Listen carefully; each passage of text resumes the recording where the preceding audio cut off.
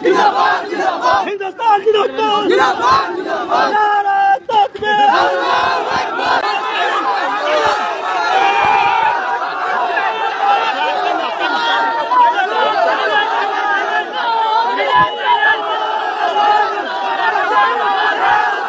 ये हिंदुस्तान के हमारे पीएम मोदी जी जो बड़े बड़े बातें करते हैं मुसलमानों के अच्छाई के बारे में कि वक्फ बिल आने से ये फ़ायदा होगा वो फ़ायदा होगा, क्या हम लोगों को आपका फ़ायदा नहीं चाहिए? हम लोगों को शिक्षा में फ़ायदा दीजिए। मेरा अपील है ऑल असम मुस्लिम स्टूडेंट एसोसिएशन की तरफ से अपील है, स्ट्रांगली अपील है कि हम लोगों को educational power, right to educational power ये दीजिए।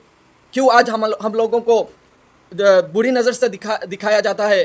क्या कोई एक मुसलमान कुछ खिलाफ कर देता है तो पूरे मुसलमानों को बदनाम किया जाता है?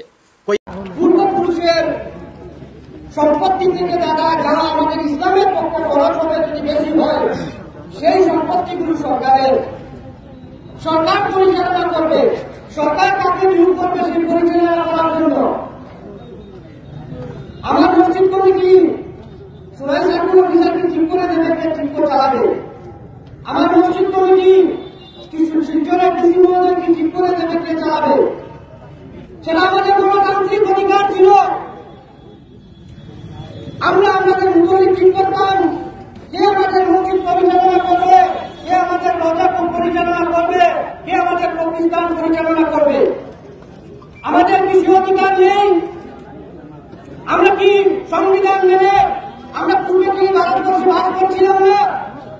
আজকে কিন্তু বর্তমান সরকারের কি মুসলমানের পক্ষে এতই দরদ?